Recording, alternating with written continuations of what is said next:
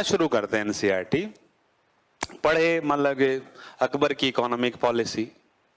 अब अर्थव्यवस्था अकबर के दौर में ये थी, वहां पे इतने थे, वो थे। अच्छा, पापा का भी इस बार सैलरी बढ़ गया है, हमारे घर की भी अर्थव्यवस्था अच्छी हो गई है। माय गॉड, कल देखा था रिबॉक में सेल लगा हुआ था और वो लाल वाला जो लेस वाला शू था जबरदस्त था, 60% डिस्काउंट, लेकिन 40% भी लेके 2600 रुपया होता है। मेरे पास पैसे कहाँ हैं? और पता है पापा को अगर बोलेंगे तो वो भगा ही लेंगे, बुला ही देंगे। मम्मी को पटाएंगे पक्का, मतलब हमको लगता है कि 2600 रुपया वो डेफिनेटली दे देंगी। और उसके बाद जो है कोशिश करेंगे, पता है मान जाएगी मम्मी, मंगवा लेंगे पैसा और वो शू तो मुझे लेना ही है।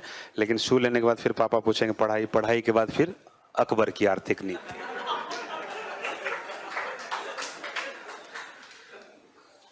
अक्सर ऐसा होता है। कभी आपने सोचा है कि क्यों ऐसा होता है? प्रॉब्लम क्या है कि हम जब दोस्तों से बात करते हैं तो वो भी यही बात बताता है कि हाँ यार हम भी पढ़ रहे थे, ऐसा ही हुआ।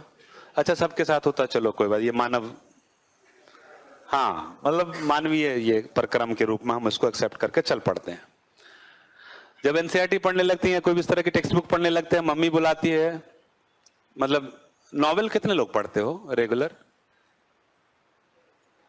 एक कमी ये भी है हिंदी माध्यम में, एक कमी ये भी है कि आपके जो पढ़ने की आदत होती है वो कम होती है, और उसका कारण भी हम अच्छी तरह से बता सकते हैं।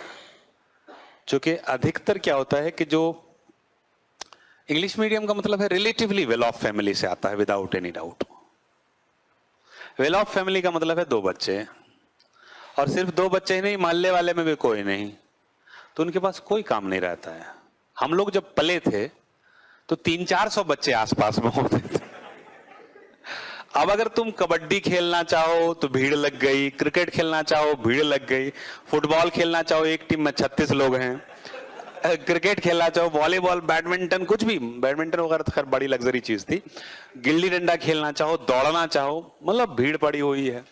गप्पे लगाना चाहो, दिन भर फ्री हो। अब मान लो कि हम 2 ही भाई बहन हैं, आसपास के लोगों से मम्मी ने मना कर रखा कि दोनों जॉब में जा रहे हैं। अब घर में बैठे वो भाई बहन कितना लड़ाई करेंगे? तो या तो टीवी देखो या किताब पढ़ो, तो पढ़ने की आदत वहां से लगती है। पढ़ने की आदत चूंकि हम लोगों को है नहीं, जिस बैकग्राउंड से आप आते हैं या आप आते हैं, पढ़ने की आदत नहीं। अब इसको कैसे विकास किया जाए? क्योंकि यहां तो पढ़ना आवश्यक है, तरीका यही है। अगर नॉवेल पढ़ेंगे, नॉवेल और टेक्स्ट बुक एनसीईआरटी में क्या अंतर होता है? नॉवेल में मजा आता है, इससे बड़ा झूठ कुछ नहीं हो सकता है। नो, आई एम सीरियस, मैं मजाक नहीं कर रहा हूं। ये सोच वही है जो हमने बताया कि एक इमेज बना रखे हैं। नॉवेल में मजा आता है, एनसीईआरटी में मजा नहीं आता है। अब मैं बताता हूं नॉवेल क्या होता है। ज्यादातर 2 तरह के नॉवेल होते हैं, एडवेंचरस होते हैं या रोमांटिक नॉवेल होते हैं। 95% लोग जो है रोमांटिक नॉवेल पढ़ते हैं,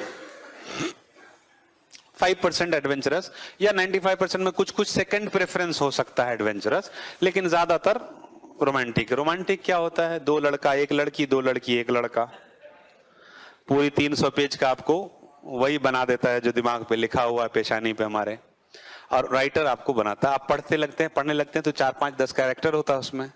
जो सबसे अच्छा कैरेक्टर होता है वो आप होते हैं, जो सबसे बुरा कैरेक्टर होता है वो आपका विलेन कोई होगा, दोस्त बदतमीज टाइप का, उसको आपको अच्छा ये उस टाइप से है।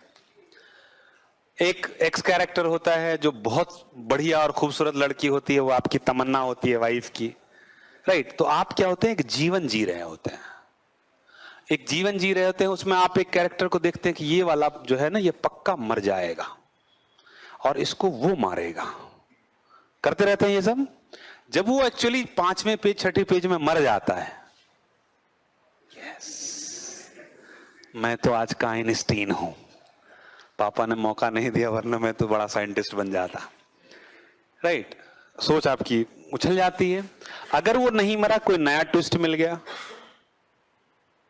माय गॉड, ये तो मैंने सोचा ही नहीं था, अच्छा ये भी दिशा हो सकती है। आप इस तरह से नॉवेल में इतना इन्वॉल्व हो जाते हैं, इतना एंगेज हो जाते हैं कि आपको पता ही नहीं चलता, आप 300 पेज खत्म करके तैयार हो जाते हैं।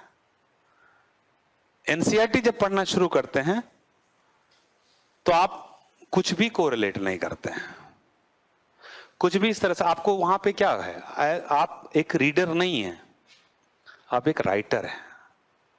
नॉवेल जब पढ़ रहे हैं तो आप एक राइटर की तरह पढ़ रहे हैं, एनसीईआरटी जब पढ़ रहे हैं तो एक रीडर की तरह पढ़ रहे हैं। ये अंतर है मुख्य रूप से। मतलब क्या हुआ, राइट? कि एक रीडर और राइटर में क्या अंतर है, क्या होने वाला है ये हम सोचते हैं, और एनसीईआरटी में आगे कहानी क्या होने वाली हमने शुरू किया पाइपलाइंस इन इंडिया, मैं शुरू हो गए। आप रुको, क्योंकि एनसीईआरटी बच्चों के लिए लिखी गई है। आप बूढ़े हो गए हो उस कंटेक्स्ट में, उसमें आपको फोर्स किया जा रहा है एनसीईआरटी पढ़ने के लिए। इस उम्र में आपको, जैसे एनसीईआरटी आप 7th क्लास की पढ़ रहे हैं, 7th क्लास का मतलब है 11 साल का बच्चा, 10 क्लास का मतलब है 14 साल का बच्चा। आप 20, 22, 25 पे ऐसी बुक पढ़ रहे हो जो 14 साल के बच्चे के लिए लिखी गई है। आप अपने 14 साल को याद करो और आज को याद करो, आसमान जमीन का बदलाव हुआ होगा इस 10 साल में, राइट? आप एक बच्चे से एक जवान के रूप में जो उत्थान होता है, जो इवोल्यूशन होता है, बहुत ट्रांसफॉर्मेशन होता है, बहुत मैच्योरिटी आ जाती है। जैसे हम 8वीं क्लास में थे तो मुझे ये, मैं श्योर था 100%, मेरे फादर मैथमेटिक्स के टीचर, और मैं कह सकता हूं कि मेरे खून में, ब्लड में मैथमेटिक्स चलता है। मेरी सिस्टर भी मास्टर है, मतलब मैथमेटिक्स, और जनरली लड़कियां मैथमेटिक्स में कमजोर होती हैं। 8वीं क्लास तक मैं ये श्योर था कि अपने फादर को मैंने अलजबरा सिखाया है, इसलिए कि उनका जो पूछने का अंदाज होता था, कोई भी सवाल तो इस तरह से पूछते थे कि अच्छा ये वाला सवाल कैसे हुआ, हमको समझ में नहीं आया। तो मैं बड़े फख्र से उनको ये देखो, ये स्टेप है, ये स्टेप है, ये स्टेप है, इसके बाद यहां तक पहुंचते हैं। Oh very good, very good. तो मैं समझता था कि मैं इनको अलजबरा सिखा रहा हूं, राइट? तो आप जब बच्चे होते हैं तो आपका स्तर दूसरा होता है, जब मैच्योर होते हैं तो आपका स्तर दूसरा होता है। तो जो 14 साल के बच्चे के लिए किताब लिखी गई है, वो आप 22 साल, 23 साल, 25 साल की उम्र में आप पढ़ रहे हैं, जबकि 22 साल, 23 साल की उम्र में आपको एक बुक लिखनी चाहिए उस बच्चे के लिए। तो ये रीडर और राइटर का जो अंतर है, ये अंतर आपकी बहुत ज्यादा बदलाव ले आता है। हम कभी भी जैसे चैप्टर खोलते हैं, शुरू हो जाते हैं, मत शुरू हो, आज से चेंज करो, देखो कितना बदलाव नजर आएगा। हमने कोई भी चैप्टर सोचा तो ये पढ़ना है हमको, वो वाला पढ़ना शुरू किए, पढ़ने से पहले, उस चैप्टर को खोलने से पहले या उसके फर्स्ट लाइन में जाने से पहले 2 मिनट, 5 मिनट, 10 मिनट, जो भी आपकी सोच की क्षमता है, उस टॉपिक के संदर्भ में आप सोचिए कि अगर मैंने लिखा होता इस टॉपिक को तो क्या लिखा होता, क्या क्या लिखा होता। 5 मिनट सोचो, 10 मिनट सोचो। शुरुआत में दिक्कत होगी क्योंकि हम उसके यूज टू नहीं है। तो जब आप सोचोगे, और मान लो सपोज करो कि आप कोई भी टॉपिक ले लो, पाइपलाइंस ले लेते हैं, कि जो पाइपलाइन होती है उससे, तो हम पाइपलाइन में क्या सोचेंगे कि पाइपलाइन क्या है? तो बताओ पाइपलाइन क्या है? परिवहन का एक माध्यम है। तो जैसे ही हम सोचेंगे कि परिवहन का एक माध्यम है, तो हम ये भी सोचेंगे कि परिवहन के और कौन कौन से माध्यम है। तो सड़क है, अच्छा रेल भी है, रेल में भी पाइपलाइन वाला जो चीज भेजी जा सकती है, हाँ भेजी जा सकती है। जलमार्ग हुआ, वायु, लेकिन वायु उसका इससे कंपेयर हो सकता, मतलब हम पढ़ रहे हैं, पढ़ने की कोशिश कर रहे हैं। तो हम जब सोच रहे हैं कि अच्छा वायु मार्ग, वायु मार्ग क्या, वायु मार्ग लेकिन बड़ा इफिशिएंट होता है यार, जल्दी पहुंचा देता है, तो वायु मार्ग, लेकिन तेल ले जाना और ये सब ले जाना वायु मार्ग से नहीं संभव नहीं। अच्छा इसके एडवांटेज क्या है, यही होगा किताब में, डिसएडवांटेजेस क्या है। भारत में पाइपलाइन का वितरण किया है, यकीन मानो सिवाय उस फैक्चुअल लास्ट वाले कंटेंट के कि भारत में पाइपलाइन का वितरण कहां कहां है, तुम हर एक चीज जानते हो। प्रॉब्लम है कि हम वो सोच के बैठे रहते हैं कि हम बनारस भी आते हैं तो बोलते हैं गांव से आए हुए हैं। ये सोच है हमारी, जिसको बदलना है, जिसको ऊपर उठाना है।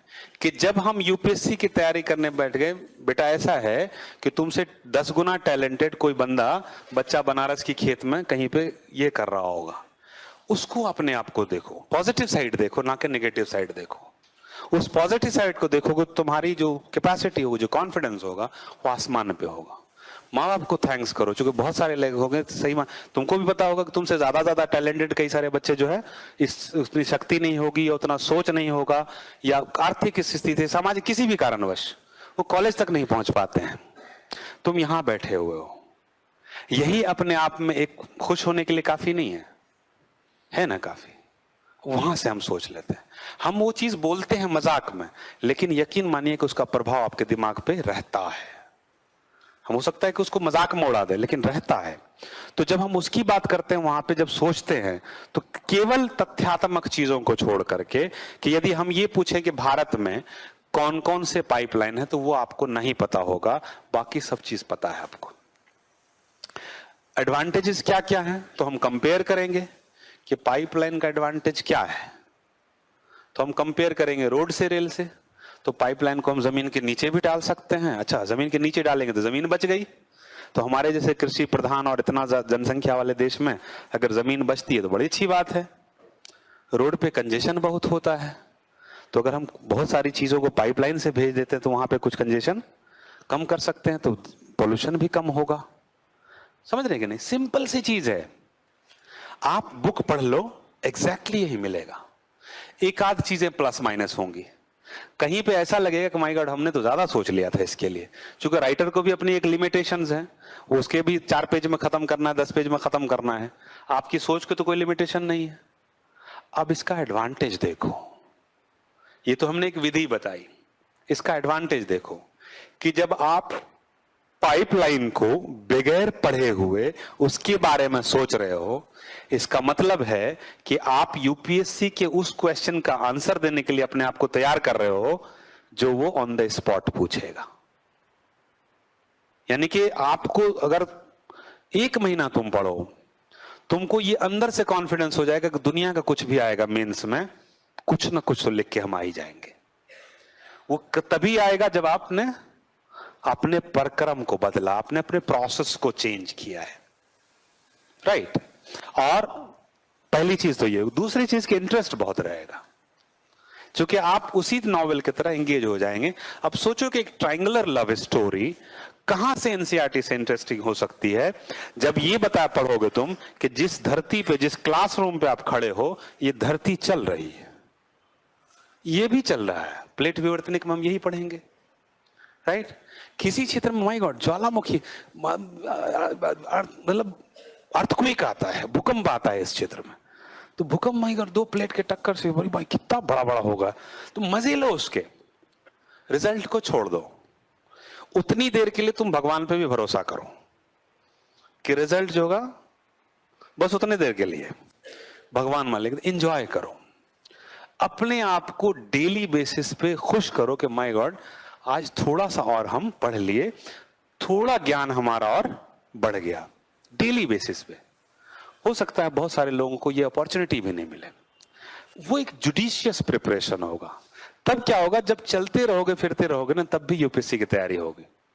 और जिस दिन तुम सुबह उठते हुए ब्रश करने से पहले, आंख पूरी तरह से खोलने से पहले, अगर तुमको ये याद आ गया कि हमने रात में क्या पढ़ा था, यकीन मानो दुनिया की कोई ताकत तुमको क्वालिफाई करने से नहीं रोक सकता है। कोई नहीं रोक सकता है। वो चीज आने, उसको जुनून बोलते हैं, उसको लगन बोलते हैं। किताब के साथ चिपके रहने को लगन नहीं बोलते हैं। जब आपकी सोच में यूपीएससी आ गई कि जैसे सपोज कर लो तुम ब्रश कर रहे हो किचन में और अचानक तुमसे पानी गिरा और तुमने देखा माय गॉड ये तो लगता है अफ्रीका का नक्शा बन गया, तो ये तुम्हारे अंदर जुनून दर्शाता है। और वो चाहिए, वो